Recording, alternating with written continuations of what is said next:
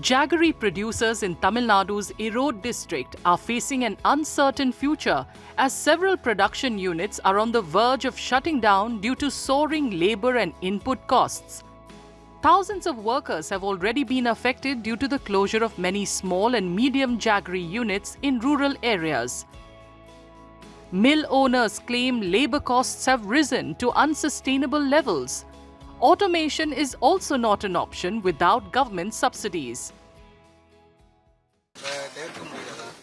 அதனால் கூலி அதிகமாக போனதுனால இந்த தொழில் பண்ணி பார்த்தீங்கன்னா விவசாயம் விற்கிறது பொருள் வந்து கம்மியாக போகுது, கூலி அதிகமாக போகுது. அதை எப்படி நம்ம சப்ளை செஞ்சு பண்ண முடியாது, நிறுத்துகிற கண்டிஷன் தான் இருக்குது.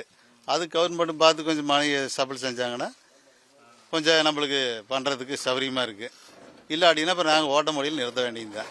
இப்போ தொழிலாளர்கள் பற்றாக்குறை மற்றும் இயந்திரமாக்கல் தொழிலாளர்கள் பற்றாக்குறை உற்பத்தி நேரத்தை அல்லது உற்பத்தியை குறைக்க உங்களை கட்டாயப்படுத்தப்படுகிறதா?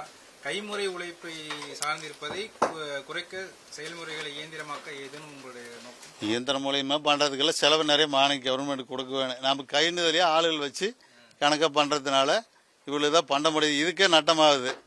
Producers stress that government support, including export promotion and easier access to loans, will keep the industry afloat. வந்து உற்பத்திக்கு தகுந்த மாதிரி ஏற்றுமதிக்கு அரசு அனுமதிச்சா இந்த தொழில் வந்து நல்லா இருக்குன்னு சொல்லி எல்லாத்துக்கும் ஒரு கருத்து வரும். அரசாங்க நலத்திட்டங்களை அறிவித்து வருகிறது. ஆனால் வாழ்வாதாரங்களை வெள்ளம் தயாரித்தல் போன்ற பாரம்பரிய தொழில்களை பாதுகாக்க போதுமான நடவடிக்கைகள் எடுக்கப்பட்டுள்ளதா?